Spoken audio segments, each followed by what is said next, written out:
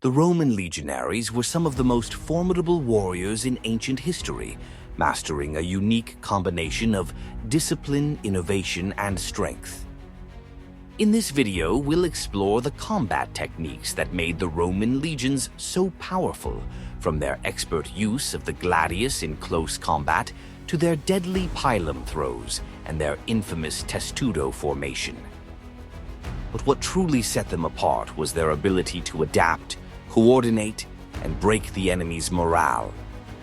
How did the Romans become masters of psychological warfare? And what role did the discipline of the Roman cohort play in their dominance?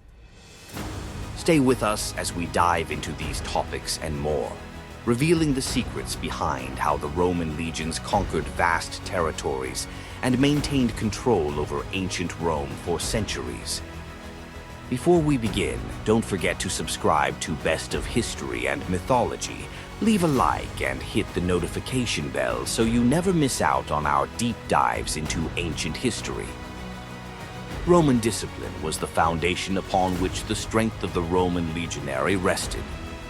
From the moment recruits entered the training grounds, the emphasis was placed on strict obedience to orders and mastering the skills needed to fight as part of a larger unit. Ancient Rome prioritized structure, and the Roman legion was a clear example of this. New soldiers underwent rigorous physical training, learning to march in precise formations, which allowed the Roman legions to move as a single, cohesive unit on the battlefield. Unlike many other armies of ancient Rome's time, where individual valor was often prized, the Roman army emphasized teamwork and coordination. One of the key components of this discipline was the daily drill. Legionaries were trained to handle their equipment efficiently, whether it was the Gladius, a short sword used for thrusting in close combat, or the scutum, the rectangular shield that provided crucial protection. These training sessions were physically demanding and repeated endlessly to ensure that every Roman legionary knew how to fight in formation without hesitation. The ability of Roman soldiers to seamlessly move from one formation to another, such as the famous testudo or tortoise formation, gave the Roman army an edge in battle, helping to protect their forces from enemy attacks.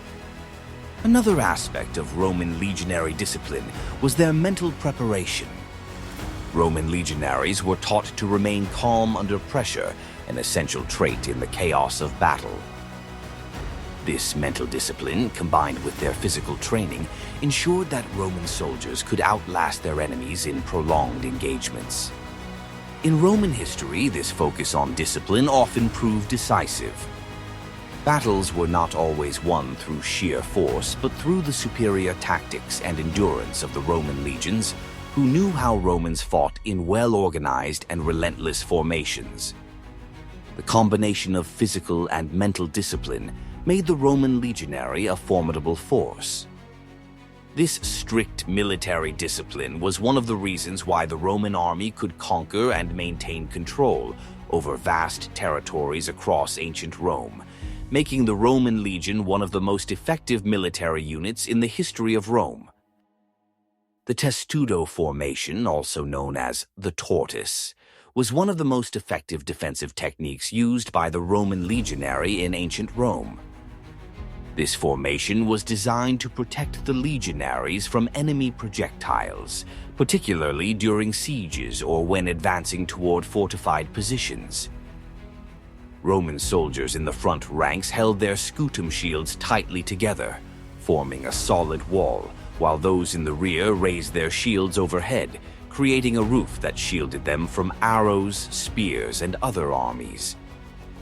This shield wall made the Roman legion virtually impenetrable to enemy attacks from above, showcasing the discipline and coordination of the Roman army.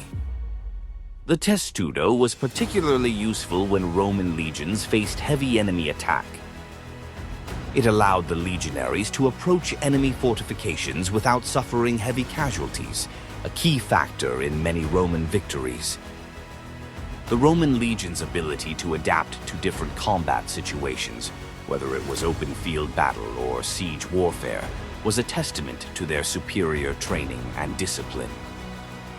In the history of Rome, this formation became a symbol of the Roman military's ingenuity and tactical flexibility. The success of the testudo formation relied on the discipline of each Roman legionary. Every soldier had to trust their comrades, as any gap in the formation could be exploited by the enemy. This reliance on teamwork and trust was central to how Romans fought and ensured that the Roman legion maintained its reputation as a highly organized and efficient fighting force. The coordination required for the testudo exemplified the advanced combat techniques of the Roman legionary, which allowed the legions to dominate the battlefield and secure their place in Roman history. In the broader context of Roman history, the testudo formation was more than just a military tactic. It was a reflection of the strength and unity of the Roman legions. This technique was a critical part of Roman legionary combat techniques, showing how the Romans innovated to overcome the challenges posed by different enemies across ancient Rome. The testudo formation was one of the most impressive feats of coordination in ancient warfare. Each legionary had to trust the soldier next to him completely, knowing that a single mistake could break the shield wall and expose the entire unit to danger. How do you think soldiers maintained such unwavering discipline in the chaos of battle? Let us know in the comments. The Pilum was one of the most iconic weapons used by the Roman legionary and a key element in how Romans fought in battle. This heavy javelin, designed with a long iron shank and a pyramidal tip, was specifically engineered to penetrate enemy shields and armor. The Romans understood the importance of disrupting an enemy's defense before engaging in close combat, and the Pilum was the perfect tool for this. As Roman legionaries hurled their pila just before clashing with the enemy, the weapon's iron shank would bend upon impact, making it unusable and therefore difficult for the enemy to throw it back. The Pilum was more than just a weapon. It was a psychological tool. In many battles throughout Roman history, the sight of hundreds of pila flying through the air would often cause chaos and fear among the enemy ranks. This initial volley weakened the enemy's defenses and morale, allowing the Roman legionaries to close the distance and engage in hand-to-hand combat with their Gladius, while the enemy struggled to reorganize. One of the strategic advantages of the Pilum was its range and power. Roman legionaries were trained to throw the weapon with precision and force, ensuring that the enemy's front line was disorganized and vulnerable. In ancient Rome, this technique became a hallmark of Roman legionary combat techniques, showing how the Romans used a combination of offensive and defensive tactics to gain the upper hand on the battlefield. The effectiveness of the Pilum throw is well documented in ancient Roman history, where this weapon played a crucial role in many key victories. The legions understood that every weapon had its place in battle, and the Pilum was specifically designed to create opportunities for the Roman soldiers to exploit.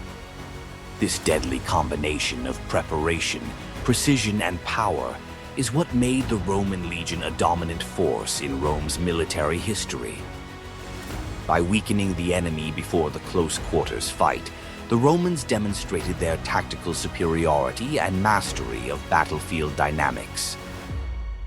The Gladius was the primary weapon of the Roman legionary, designed for thrusting in close combat.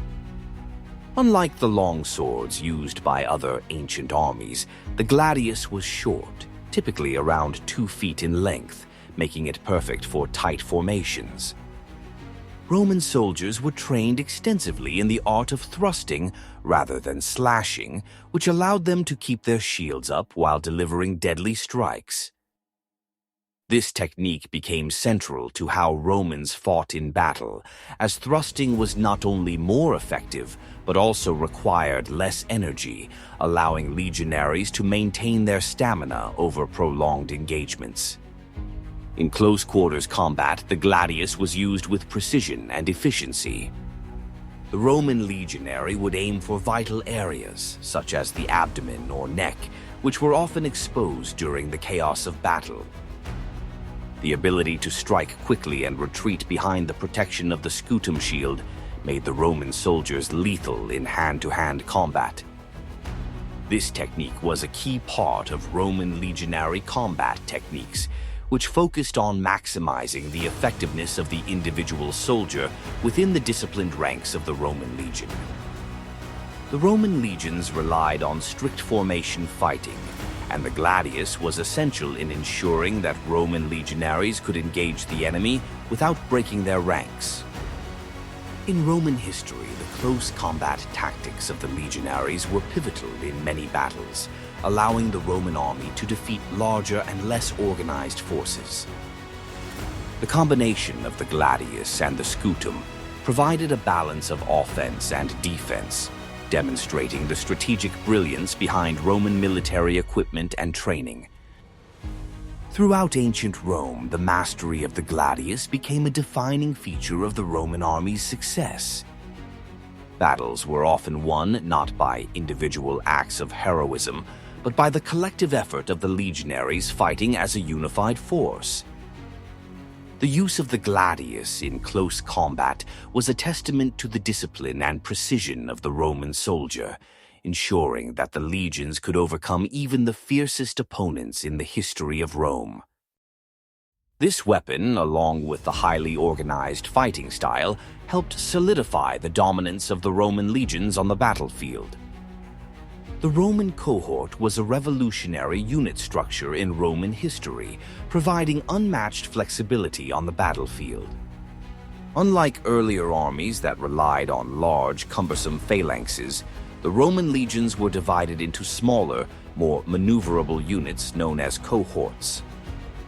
Each cohort consisted of roughly 480 legionaries and could act independently or as part of the larger legion, depending on the situation. His adaptability allowed the Roman legion to respond quickly to threats, adjust tactics, and exploit weaknesses in enemy formations, a key aspect of how Romans fought in various terrains and battles. The strength of the cohort system lay in its ability to perform multiple roles in combat.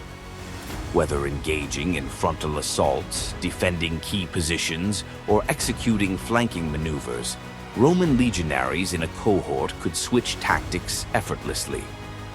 This gave the legions a significant advantage over enemies who were often bound to rigid formations and limited battlefield roles.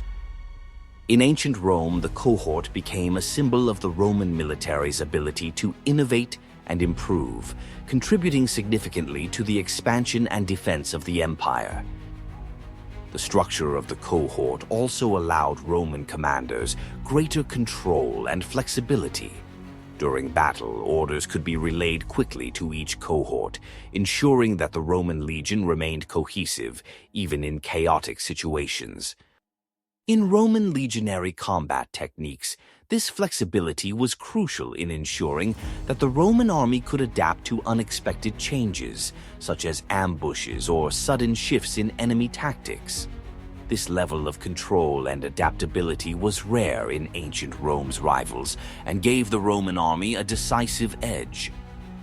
Furthermore, the flexibility of the cohort system allowed Roman forces to function effectively in a wide range of environments, from open fields to mountainous terrain. Whether defending the borders of the empire or leading conquests deep into foreign lands, the Roman cohort provided a versatile solution to the challenges of warfare. This system became a hallmark of Roman military strategy and helped cement the history of Rome as one of the most powerful and enduring empires in world history. In ancient Rome, the Roman legion excelled not only in physical combat, but also in the art of psychological warfare, a critical component of how Romans fought. The sheer presence of a well-disciplined Roman legionary force, advancing in perfect formation, could instill fear in their enemies before a single blow was struck. the sight of hundreds of legionaries marching in unison with their scutum shields raised high, accompanied by the thunderous sound of war drums, was enough to break the morale of many opposing forces. Roman commanders understood that intimidating the enemy was as important as defeating them in battle. Roman soldiers were trained to maintain composure even under intense pressure. This calmness in the face of adversity often unnerved their opponents, who were more likely to break ranks when facing the highly disciplined legions of Rome. The strategic display of Roman military discipline created a psychological advantage, making it easier for Roman forces to dominate the battlefield.